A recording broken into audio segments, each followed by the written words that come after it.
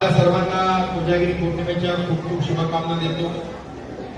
या सोबतच आज 2025 मध्ये जो आपण गणेशोत्सव आणि दुर्गोत्सवाचा स्पर्धा घेतल्या त्यातील सर्व विजेत्या मंडळांना सुद्धा आपण या ठिकाणी त्यांना सन्मानित करणार आहोत। जसं की विलेज भाऊंनी सांगितलं की जेव्हा मी पहिल्यांदा राजुरामध्ये 2023 मध्ये जेव्हा मी राजुराला आलो माझ्या लक्षात आलं की या शहरामध्ये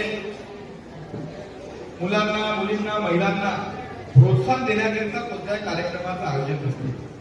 जो गणेश उत्सव संपूर्ण महाराष्ट्रामध्ये आपण धूमधडाक्याने साजरा करतो या उत्सवासंदर्भात सर्व युवा मंडळापासून ज्येष्ठांपर्यंत आपण सर्व तयारी करतो। 10 दिवस गणपतीची आराधना करतो।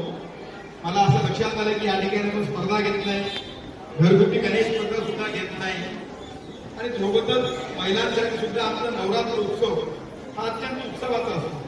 9 दिवस आपल्या सर्व भगिनी त्या देवीच्या पूजा अर्चनामध्ये रममान होतात आणि मग मी सहज माझ्या आमच्या सहकाऱ्यांसोबत चर्चा केली आणि म्हटलं की आपण या ठिकाणी गणपती उत्सव शारदा उत्सवाच्या स्पर्धा आपण घेतल्या पाहिजे।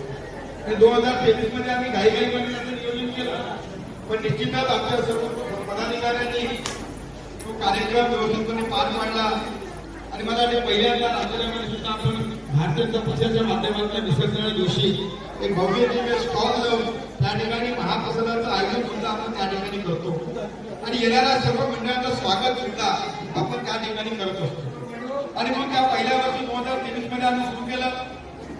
आम्ही स्पर्धा घेतल्या, सोबतच विसर्जन दिवशी मोठा स्टॉल लावून महाप्रसादासोबत सर्व मंडळांचा सत्कार केला आणि 2023 मध्ये जे विविध सामाजिक उपक्रम आम्ही सुरू केले मग तेच उपक्रम 24 मध्ये, तेच उपक्रम 25 मध्ये आणि आता या पुढच्या काळात सुद्धा निरंतरपणे हे उपक्रम आपल्याला पुढे न्यायचे। आपल्याला माहित असेल की आपण या शहरामध्ये महिलांच्या सांस्कृतिक महोत्सवाला सुरुवात केली। त्या सांस्कृतिक महोत्सवामध्ये साधारणतः